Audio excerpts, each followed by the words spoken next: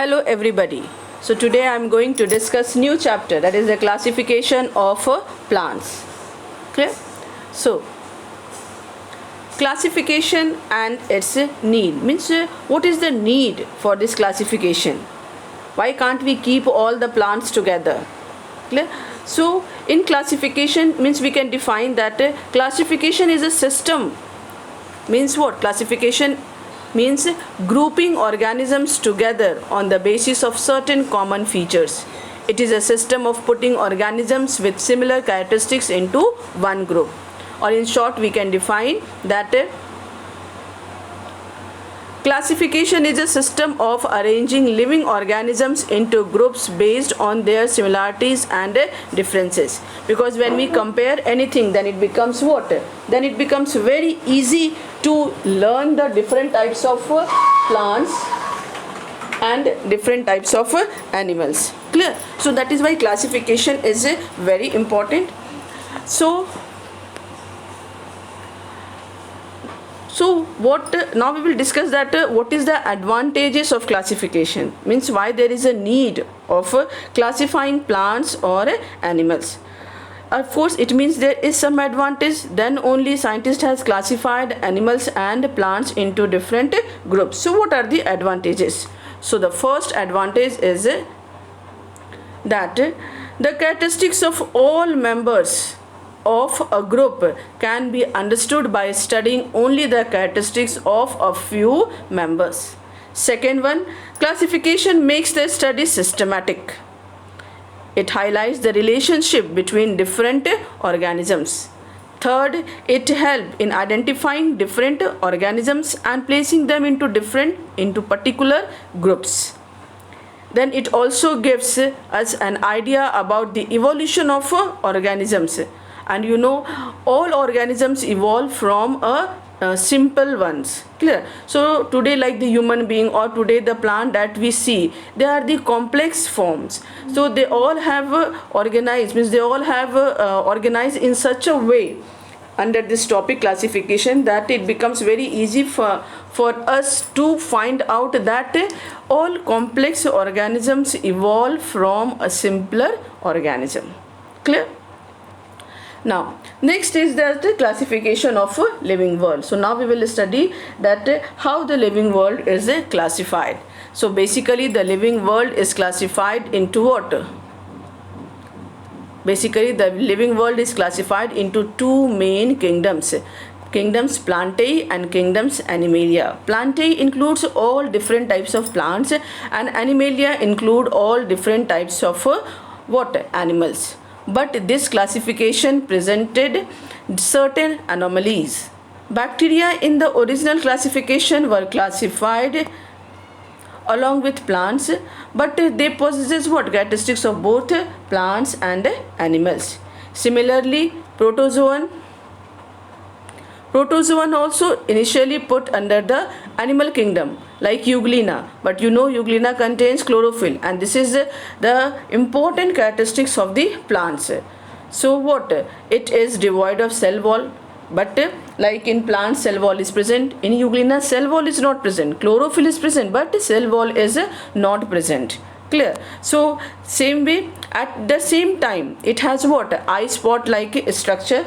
Clear? And this eye spot like structure means this is present in which organism? This is present in animals, this is not present in plants. So because of these reasons many confusions were there, that we cannot keep all the plants, means we cannot keep some organisms in plant group or in animal groups. There was a confusion because they possess both the characteristics. They possess some characteristics of plants as well as some characteristics of animals.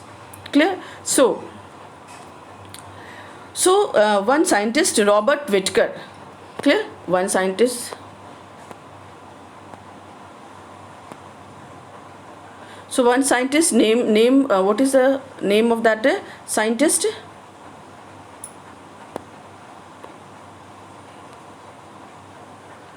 Yes, Robert Whittaker. The name of that scientist is Robert Whittaker. Clear? You can see very clearly here. So Robert Whittaker in 1969 suggested that bacteria should not be classified under what? Plants, and protozoan should not be put under the animal kingdom. So he proposed 5 kingdom classification. And 5 kingdom classification include what? Monera, Protista, Fungi, Plantae and Animalia. So we will study in brief about all the kingdom. Clear? So first we will discuss about the kingdom Monera. So kingdom Monera include what? Microscopic, unicellular, single-celled organisms with a cell wall, but it has no nucleus. So these are the characteristics of the organisms that comes under this kingdom Monera. And they have also poorly developed nucleoid which contains the genetic material. And the example of this Monera is what? Bacteria. Next is Protista. Protista includes single-celled organisms with a well-developed nucleus. So now you can see how evolution takes place. In the first kingdom, like the Monera, there was no nucleus, but in the second kingdom, Protista, what? Nucleus present. So well-developed nucleus was present. But you can see in Monera, what? No nucleus. So what are the examples of the kingdom Protista? Amoeba, Paramecium, Chlamydomonas and Euglena. Okay. Now the next is kingdom Fungi. Kingdom fungi include mostly multicellular. So they were what? Like this Monera and Protista, they were unicellular. But kingdom fungi is what? Multicellular. Multicellular means the whole body is made up of what? Many cells. Clear? And they are characterized by the absence of chlorophyll, means they don't have chlorophyll. But they don't have chlorophyll means what? They cannot synthesize their own food. We know the organisms which do not have the chlorophyll, they cannot synthesize their own food and they depend on dead and decaying matter for their food. So they are called as what? Saprotrophs. So we can define saprotrophs means the organisms which cannot synthesize their own food and depend on dead or decaying matter for their food, called saprotrophs. Examples are mushrooms, yeast, bread molds. Now the fourth kingdom is kingdom Plantae. Kingdom Plantae include what? Multicellular eukaryotes. Eukaryotes, there is 2 types, prokaryotes and eukaryotes. Prokaryotes means in which the nucleus is not well developed. The nuclear material is not surrounded by the nuclear membrane. But in eukaryotes, nuclear material is surrounded by the nuclear membrane. Clear? So cell wall, chlorophyll present in their cells, and they are autotrophs. Of course chlorophyll is present, so they can prepare their own food, and so they are called as autotrophs. Next kingdom is kingdom Animalia. It includes multicellular animals. Heterotrophic mode of nutrition. Heterotrophic mode of nutrition means what?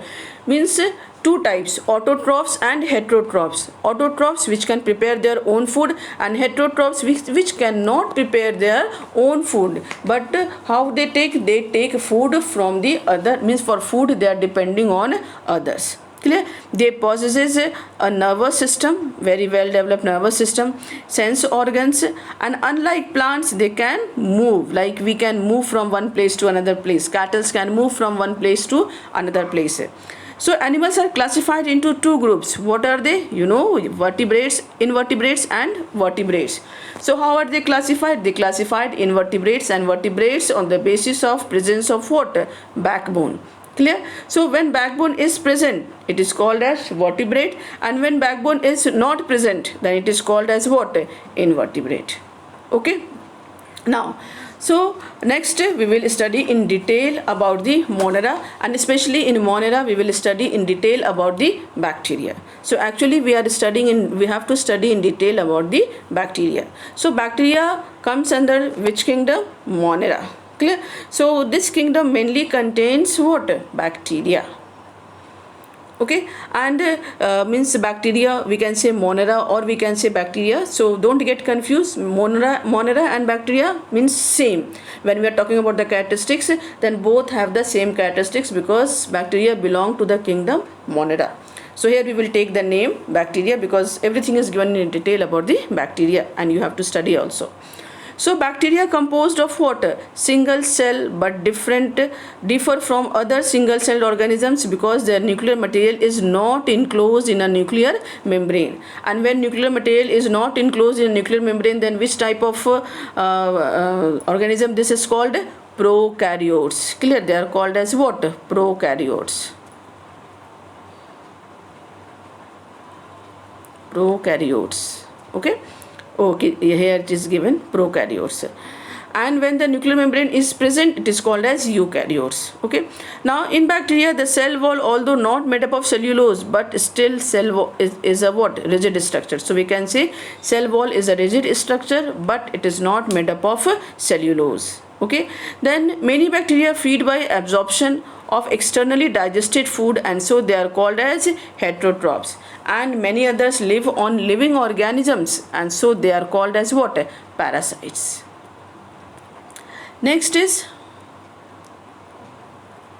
bacteria is a plural word, and when we talk about a single bacteria, or we can say the singular form of bacteria is a bacterium. Clear? So bacteria are one of the smallest and structurally simplest organisms. They are found everywhere: air, water, and soil. Clear? Even they are found in bodies of humans, plants, and animals. They can survive extreme temperature too. Bacteria being unicellular are visible. So we can say in simplified form, we can say that the bacteria are unicellular organisms and can be visible only under a high powered light microscope. Can you see bacteria? No, we cannot see bacteria. Clear? Now, based on the shape, there are 4 common forms of bacteria. So the first is a coccus form, second one is bacillus form, third one is spirillum form, and fourth one is vibrio form. So coccus form means what? Coccus form means these bacteria are spherical or ovoid in shape. So when the shape is spherical, it is coccus form. When the shape is rod-like, remember like this. Clear? As I am telling, as I am explaining, please remember like that. It will be very easy to learn. So when the shape is spherical, it is what?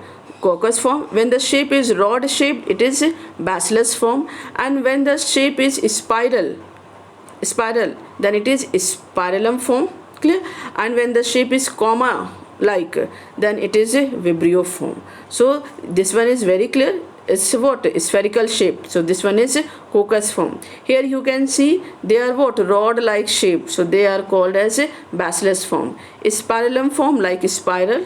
Clear? Spiral, you know spiral, what is it? So spring, you must have seen the spring or the curly hair. Curly hair, very fair. Anyway, so this curly hair, so it is spirillum form, and vibrio form, as you put the comma, they are like that. So they are the vibrio form. Okay, now we will study about the structure of the bacterium cell. So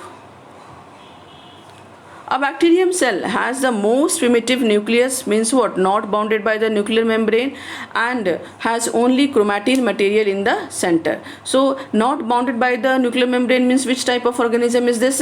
Prokaryotes. Always remember, when the nucleus is not bounded by nuclear membrane, they are called as prokaryotes. Clear? Outer cell wall is made up of largely protein-like material. Earlier we have discussed that the cell wall is rigid, but it is not made up of cellulose. It is made up of what? Protein-like material. The cell wall is surrounded by a gelatinous proteinaceous capsule. Means cell wall is not the outer covering. What is the outer covering? Capsule is the outermost covering. And in the bacterium cell, nucleolus, mitochondria, plastids, they all are absent. Food is reserved in the form of what? Glycogen.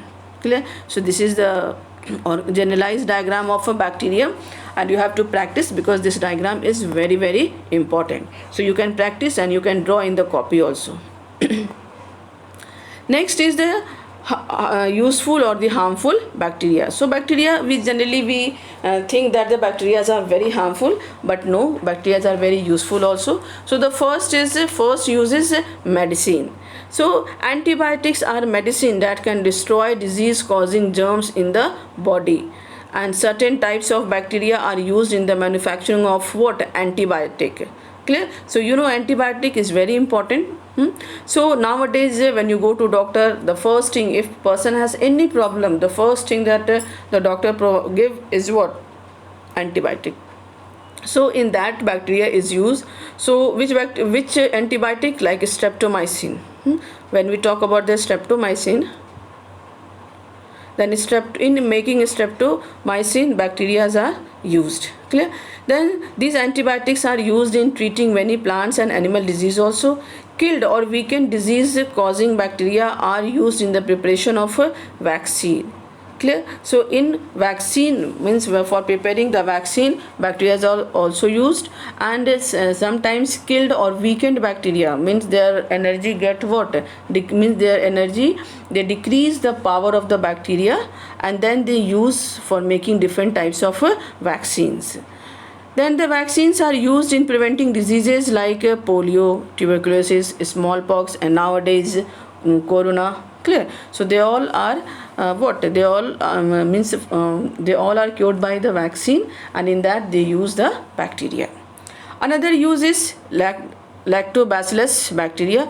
This bacteria is used for curdling of milk. Curdling of milk means what? Formation of curd from milk. So if the question is give one word, formation of curd from milk, you can say curdling. Clear? Now the next use is certain bacteria like acidobacter ferment fruit juices into vinegar. So this is also the means which bacteria is used for fermenting fruit juices into vinegar? Acidobacter. Like this you can learn. Then the certain bacteria are used in curing of animal hides and skin also, means tanning of leather we can say. Then certain bacteria are used used for making the jute fiber separate, for separating the jute fibers and making it soft. So for that process also bacteria is used. Clear? Now here question, because here the name of the bacteria is not given, then how you will learn these lines. So here the question comes that what is tanning of leather? The question can come, what is tanning of leather? Then your answer will be curing of animal hides and skin by using bacteria is called, by using bacteria is called tanning of leather. Then the next question can be, what is retting of fibers? So separation and making the jute fiber soft by the use of bacteria is called retting of fibers. How will you define? Separating and making the jute fiber soft by using the bacteria is called retting of fibers. So like this you can learn the definition. Now the next use is that formation of compost and manure. So simply no need to write in detail, no need to learn in detail. Simply you can learn that bacteria are used for making bacteria are used for the formation of compost and manure. That's enough, no need. Clear? Next one is biogas and gobar gas. So bacteria play very important role in the formation of biogas and gobar gas. That's enough, no need to write in detail. Clear? So what you will write here? Bacteria are used in the formation of biogas and gobar gas. That's enough. Now next use is that some bacteria like which bacteria live in the large intestine of the human beings? Then your answer will be what? E. coli. That the full word of full form of E is Escherichia coli. Escherichia. Clear? It is a protozoan. So Escherichia coli, or if you find it difficult you can learn E. coli. And produce vitamins. This means this E. coli in the large intestine produce vitamin B and K, and that is very very important for our body. Next one is bacteria present in the intestine of herbivores. Clear? In the herbivores also bacteria are present, and they help in the digestion of cellulose, because that bacteria can only digest the cellulose. Okay. Now next is that certain bacteria are found in the root nodules of some leguminous plant, and they are called as what? They are the rhizobium bacteria. So this is also a kind of bacteria that is present in the root nodules of leguminous plant. Leguminous plant means what? Like a pulse. Clear? Pulses. So that type of plant is called as leguminous plant, and rhizobium bacteria is present in that leguminous plant, like we can say pea, bean, they are the leguminous plant. Okay. Now in that you will observe that the bacteria provide food to the host plant, and the host plant in turn provides shelter to the bacteria. Means mutually they benefit what? Mutually they benefit each other, and this mutual benefiting to each other, this relationship is called as symbiosis. And the organisms who are involved in symbiosis, they are called as what? Symbionts. Okay. Then certain bacteria which are saprophytic feed on dead organic remains, and so they act like what? Scavengers. Okay, means they are called as natural cleaners because they clean the environment. So what they do, they convert the complex food material. Clear? What they do, they convert the complex food material into agriculturally useful nutrients like nitrates, sulfate, phosphates, and they increase the fertility of the soil. So, and the example of this type of bacteria is nitrifying bacteria. Clear? And these scavengers means they act like scavengers. Scavengers are called as natural cleaner because they clean the environment. Okay, so these we have discussed about the bacteria which are useful to us, but we know that bacteria are harmful also. So first we will discuss that how bacteria is harmful. The first point is spoilage of food. So food items like milk, meat, fish, vegetables, they are what? Spoiled quickly due to the presence of bacteria. Tinned and packaged foods should not be consumed after their expiry date because they can be infected by bacteria. So the first harmful effect of bacteria is that you can write that it spoiled the food quickly. Instead of writing the whole paragraph, you can write one line that bacteria spoiled the food items quickly. Okay. Now the next is the next is that disease. Bacteria are, that the bacteria are responsible for number of diseases like typhoid, leprosy, TB, pneumonia, cholera. They all are what? They all means which organism is responsible for these diseases? So bacteria. So here the table is given. This table is very, very important. Clear? Like typhoid. So typhoid, this is the disease, name of the disease, and which bacteria is responsible for typhoid? Salmonella typhi. So it is typhi, typhoid. Always remember, it will be easy to learn. Typhi, typhoid. So Salmonella typhi. Then the next one is tuberculosis. Then which bacteria is responsible? Mycobacterium tuberculosis. So it is related with the name of the disease. So which bacteria is responsible for tuberculosis? Mycobacterium tuberculosis. Then the pneumonia. It is starting with P, but when we pronounce, then this P is silent and we use the term, we pronounce it how? Pneumonia. And which bacteria is responsible for this? Streptococcus pneumoniae. Okay. Next is cholera. So which bacteria is responsible for cholera? Vibrio cholera. It is very easy. Vibrio means what? Which type of shape? Comma shape. Very good. So comma shape. So Vibrio cholera. And next disease is diphtheria. And which bacteria is responsible for this? Yes, Corynebacterium diphtheriae. Okay. Corynebacterium diphtheriae. This is the bacteria responsible for what? Which disease? Diphtheria. Okay, so thank you very, very much for this class. Have a nice day. This much is only for this class. More topics are here, and that I will discuss in the next video. Till then, have a nice day.